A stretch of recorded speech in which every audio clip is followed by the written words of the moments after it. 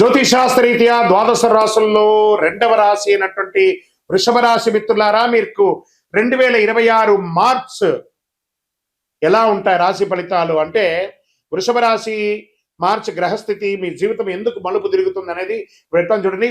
గురు భగవానుడు జన్మరాశి 1వ స్థానంలోను, శని 11వ స్థానంలో లాభస్థానంలో, రాహు 10వ స్థానంలో ఉద్యోగ ఖ్యాతిలో, కేతు 4వ స్థానంలో ఇల్లు మనశ్శాంతిలోను, కేతు మన కుజుడు 2వ స్థానం ధనము మాటలోను, సూర్య భగవానుడు మరియు బుధ భగవానుడు 11 మరియు 12లో మార్పు చెందుతున్నారు.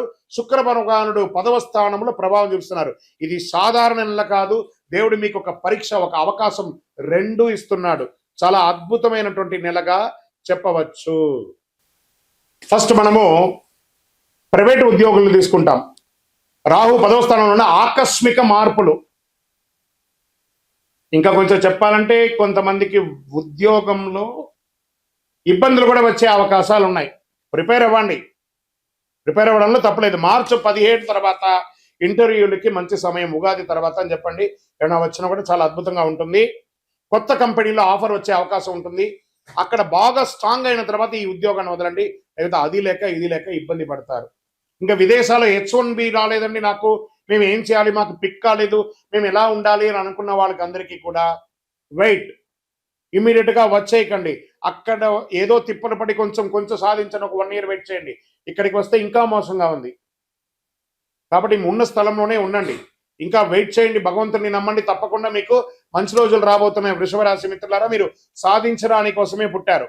ఇంకా ప్రభుత్వ ఉద్యోగానికి వచ్చేటప్పటికీ పై అధికారుల నుంచి కాస్త ప్రశంసలు పొందే అవకాశాలు ఉన్నాయి.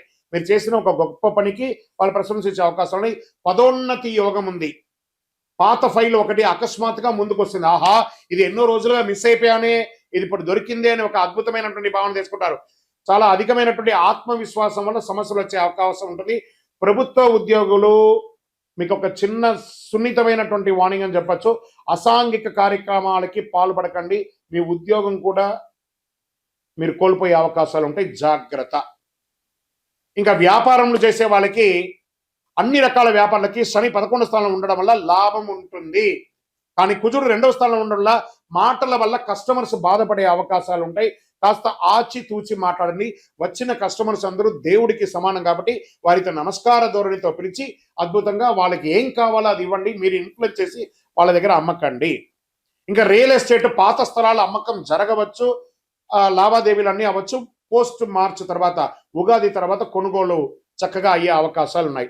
ఇంకా ఫ్యాక్టరీ ఇండస్ట్రీస్ మెయింటైన్ చేసే వాళ్ళు యంత్రాలకి కాస్త ఓవరాయిల్ చేయడము, ఈ మరమ్మతులన్నీ కూడా చేయడము, లేదా విదేశాల నుంచి మంచి మిషనరీస్ దింపడం అంతా కూడా ఏప్రిల్ తర్వాత మీకు చాలా బాగుంటుందని కూడా చెప్పచ్చు.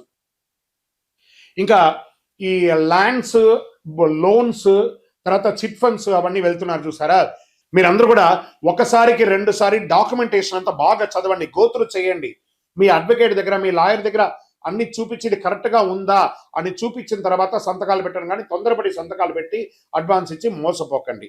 ఇంకా షేర్ మార్కెట్ హఠాత్ లాభం, హఠాత్తుగా పడిపోవడం రెండు జరుగుతుంది కాబట్టి జాగ్రత్త. టూ మచ్ వాల్టేట్ ఉంటుంది కాబట్టి లాంగ్ టర్మ్ ఇన్వెస్ట్మెంట్ చేయను, కానీ ఇంట్రాడే ఫ్యూచర్ ఆప్షన్స్లో పెట్టి మోసపోకండి.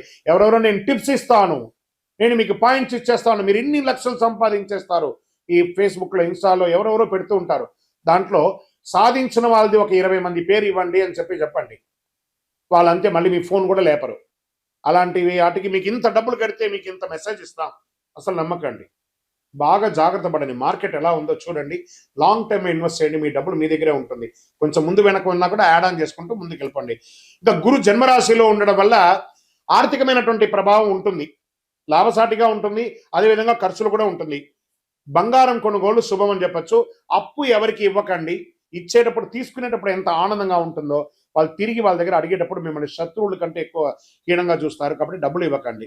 ఇంకా దంపతుల మధ్య కుటుంబంలో కేతు 4వ స్థానంలో ఉంటారు కాబట్టి అపార్థాలు, ఒకరి పట్ల ఒకరి ఈర్ష స్వభావం, ఈగో అని ఉంటుంది.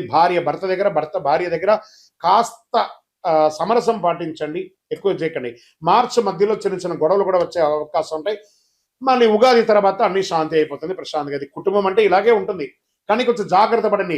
ఇలాంటి నెగిటివ్స్ వచ్చినప్పుడు ఎలా కేర్ తీసుకోవాలో మీకు మీరే ఆలోచించుకోండి. ఇంకా ప్రేమికుల మధ్య పాత ప్రేమ తిరిగి రావచ్చు, ఒక రహస్య విషయం బయటపడే అవకాశం ఉంటుంది, జాగ్రత్త. కుటుంబంలో తల్లి యొక్క ఆరోగ్యం జాగ్రత్త.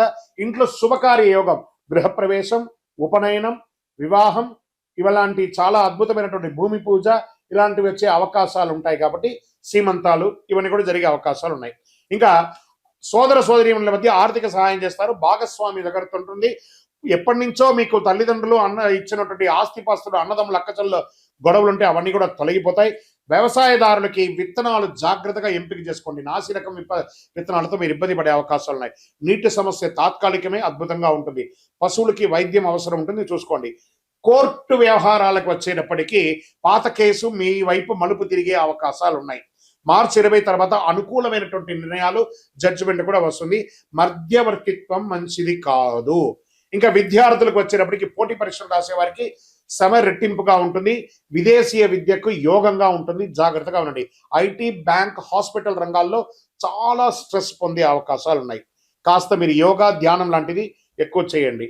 ఇంకా ఆరోగ్యపరంగా గొంతు, ఈ కంఠంకి సంబంధించి, ఈ యొక్క వోకల్కి సంబంధించి ప్రాబ్లం వచ్చే అవకాశం ఉంటుంది.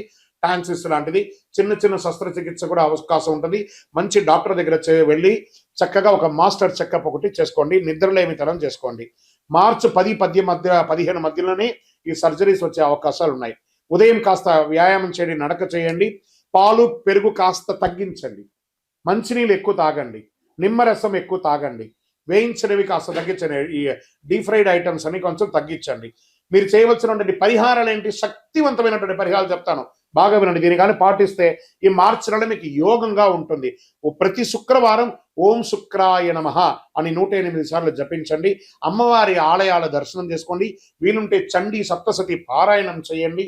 ఇంట్లో అమ్మవారికి ప్రదక్షిణం చేయండి. ఆ నిమ్మకాయ దీపం వెలిగించండి. స్త్రీ పురుషులు ఎవరైనా కూడా రాహుకాల సమయంలో తెల్లని పూలతో అమ్మవారికి అర్చన చేయండి. పేద బాలికలు ఉంటారు కదా, ఆడపిల్లలు ఉంటారు కదా, వాళ్ళకి వస్త్రం ఇవ్వండి, లేదా పుస్తకం ఇవ్వండి, పెన్సిల్ ఇవ్వండి, స్లేట్ ఇవ్వండి. పేదవాళ్ళకి చక్కగా చేయండి. నవగ్రహ ప్రదక్షిణం ప్రతిరోజు 19 ప్రదక్షిణాలు చేయండి. ఒక్క 5 నిమిషాలు మనం కేటాయిస్తే ఆ దేవాలయంలో పోయి 19 ప్రదక్షిణాలు చేయడం వల్ల కనెక్టివిటీ అనేది, నాకు టైం లేదండి, భగవంతుడికి కూడా టైం లేదండి. భగవంతుడి దగ్గర మనం అపాయింట్మెంట్ తీసుకోవాలి. కాబట్టి జాగ్రత్త. వృషభ రాశి మిత్రులారా, అదృష్ట సంఖ్య 6 మరియు 2. అదృష్ట రోజు శుక్రవారం. అదృష్ట రంగు తెలుపు మరియు లైట్ గ్రీన్ అని కూడా చెప్పొచ్చు. అదృష్ట దిక్కు ఈశాన్యం అని కూడా చెప్పొచ్చు. ఇక వృషభ రాశి వారికి మార్చ్ ఒక దివ్య మార్గదర్శనం అని చెప్పొచ్చు. మీరు గర్వాన్ని వదిలితే దేవుడు గౌరవం ఇస్తాడు మీకు. బాగుంది కదా. మీరు కోపాన్ని నియంత్రిస్తే ధనం లభిస్తుంది. ఇలా మీరు తీసుకునే ఒక నిర్ణయం మీ కుటుంబ భవిష్యత్తుని శాసిస్తుంది. నమ్మకం ఉంచండి, ధైర్యంగా ముందుకు వేయండి. శుక్ర కృప పొందండి. విజయోస్తు. ఇంకను ఇది గోచార ప్రకారం చెప్పాను కదా. మీ యొక్క వ్యక్తిగత జాతకం తెలుసుకోవాలనుకుంటున్నారంటే మీ పేరు, మీ డేట్ ఆఫ్ బర్త్, మీ టైమ్ ఆఫ్ బర్త్, మీ ప్లేస్ ఆఫ్ బర్త్ మా యొక్క స్క్రీన్లో కనబడుతున్నటువంటి నంబర్కి వాట్సప్ చేయండి, కాల్ చేయకండి. మా అడ్మిన్స్ మీకు రిప్లై ఇస్తారు. మాతో అపాయింట్మెంట్ పొందాలనుకుంటే విజయోస్తు.